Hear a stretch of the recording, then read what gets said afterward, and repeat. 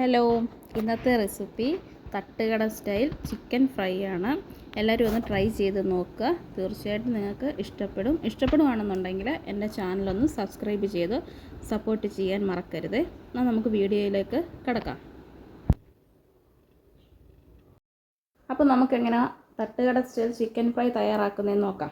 അതിനുവേണ്ടി നമുക്ക് ആദ്യമായിട്ട് ചിക്കനിലേക്ക് ഇട്ട് കൊടുക്കേണ്ടത് കാശ്മീരി മുളക് പൊടിയാണ്. കാശ്മീരി മുളക് പൊടി തന്നെ എടുക്കാൻ നോക്കുക. കാരണം നല്ല കളർ കിട്ടണമെന്നുണ്ടെങ്കിൽ കാശ്മീരി മുളക് പൊടി തന്നെ യൂസ് ചെയ്യുക.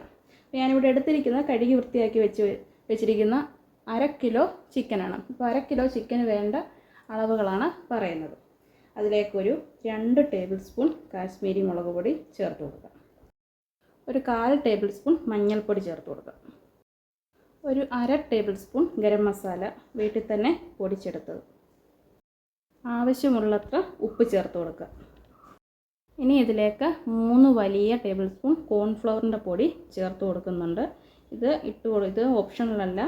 തീർച്ചയായിട്ടും നമ്മളിത് മസ്റ്റായിട്ടും ഈ ഒരു ഐറ്റം ഇട്ട് കൊടുക്കണം. കാരണം നമ്മുടെ ചിക്കൻ്റെ ആ ഒരു മസാലയൊക്കെ കോട്ട് ചെയ്ത് പിടിച്ചിരിക്കാൻ വേണ്ടി.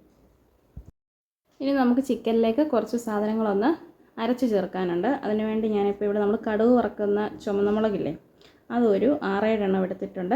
അതൊരു മിക്സിയുടെ ജാറിലേക്ക് ചേർത്ത് കൊടുക്കാം. വെള്ളത്തിൽ ഇട്ട് കുതിർത്തതൊന്നുമല്ല, ഡയറക്റ്റ് തന്നെ ഇട്ട് കൊടുത്തേക്കുന്നത്. ഇനി ഒരു ചെറിയ കഷ്ണം ഇഞ്ചി, ഒരു 6-7 അല്ലി വെളുത്തുള്ളി ചേർത്ത് കൊടുക്കാം. ഇനി ഇതിലേക്ക് പെരിഞ്ജീരകം ഒരു 1/2 സ്പൂൺ ഇടുന്നുണ്ട്. ഇത് ഓപ്ഷണലാണ്, ഉണ്ടെങ്കിൽ മാത്രം ചേർത്ത് കൊടുത്താൽ മതി. ഇനി ഇത് 4ഉം കൂടി നന്നായിട്ടൊന്ന് ചതച്ചെടുത്തുകൊണ്ട് വരാം. ഇതിപ്പോൾ നന്നായിട്ട് ചതച്ചെടുത്തിട്ടുണ്ട്. ഇനി ഇത് ചിക്കനിലേക്ക് ചേർത്ത് കൊടുക്കാം. എന്നിട്ട് ഈ ഒരു പരുവത്തിൽ നന്നായിട്ട് ചതച്ചെടുക്കണം. അത് ചിക്കനിലേക്ക് ചേർത്ത് കൊടുക്കണം. ഇനി ഇതിലേക്ക് ഒരു അരമുറി നാരങ്ങ പിഴിഞ്ഞൊഴിക്കാം. ഇനി ഇതെല്ലാം കൂടി നന്നായിട്ടൊന്ന് മിക്സ് ചെയ്തെടുക്കാം. എല്ലായിടത്തും മസാലകളെല്ലാം ചെല്ലുന്ന രീതിയിൽ നന്നായിട്ട് മിക്സ് ചെയ്തെടുക്കുക. ഇതിപ്പോൾ മസാലയൊക്കെ നന്നായിട്ട് ചിക്കനിൽ കോട്ട് ചെയ്ത് തിരുമ്മി വെച്ചിട്ടുണ്ട്. ഇനി ഇത് മിനിമം ഒരു മണിക്കൂറെങ്കിലും ഒന്ന് റെസ്റ്റ് ചെയ്യാൻ വേണ്ടി വെക്കുക. ഒന്നീ ഫ്രിഡ്ജിലോ അല്ലെങ്കിൽ വെളിയിലോ വെച്ചാൽ മതി.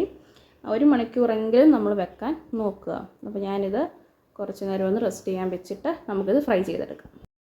നമ്മുടെ ചിക്കൻ ഇപ്പം ഒരു 1.5 മണിക്കൂർ റെസ്റ്റ് ചെയ്യാൻ വെച്ചിട്ടുണ്ട്. ഇനി നമുക്ക് ചിക്കൻ വറുത്തെടുക്കാം. അതിന് വേണ്ടി ഒരടുപ്പത്തോട്ട് പാൻ വെച്ചിട്ട് അതിലേക്ക് കുറച്ച് വെളിച്ചെണ്ണ ഒഴിച്ച് കൊടുത്തിട്ടുണ്ട്. ഇനി നമുക്ക് ചിക്കൻ പീസസ് ഓരോന്നായിട്ട് ഇട്ട് കൊടുക്കാം. ഇപ്പോൾ ചിക്കൻ പീസസ് എല്ലാം നമ്മൾ എണ്ണയിലേക്ക് ഇട്ട് കൊടുത്തിട്ടുണ്ട്. ഇട്ട് കൊടുത്ത ഉടനെ തന്നെ നമ്മളത് തിരിച്ചിടരുത്.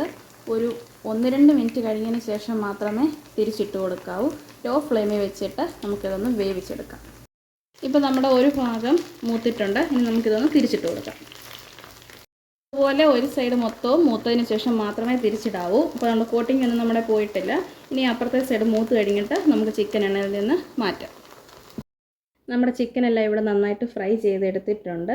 ലാസ്റ്റ് ഞാൻ നമ്മളെ ചിക്കൻ എല്ലാം എടുത്തു കഴിഞ്ഞിട്ട് അതിലൊരു ശകലം കറിവേപ്പിലയും കൂടി ആ എണ്ണയിൽ തന്നെ മൂപ്പിച്ച് ഇതിലേക്ക് ഇട്ട് കൊടുത്തിട്ടുണ്ട്. കുറച്ച് സവാളയും കൂടി അരിഞ്ഞ് ഞാൻ ഡെക്കറേറ്റ് ചെയ്ത് വെച്ചിട്ടുണ്ട്. എല്ലാവരും ഈ റെസിപ്പി ഒന്ന് ട്രൈ ചെയ്ത് നോക്കുക. തനി നാടൻ തട്ടുകട സ്റ്റൈൽ സെയിം രീതിയിലുള്ള ഒരു റെസിപ്പിയാണ്. ഇഷ്ടപ്പെടുവാണെന്നുണ്ടെങ്കിൽ ചാനലൊന്ന് സബ്സ്ക്രൈബ് ചെയ്യാൻ മറക്കരുത്. വീണ്ടും ഇതുപോലത്തെ ഒരു റെസിപ്പിയുമായിട്ട് വരുന്നിടം വരെ താങ്ക് യു.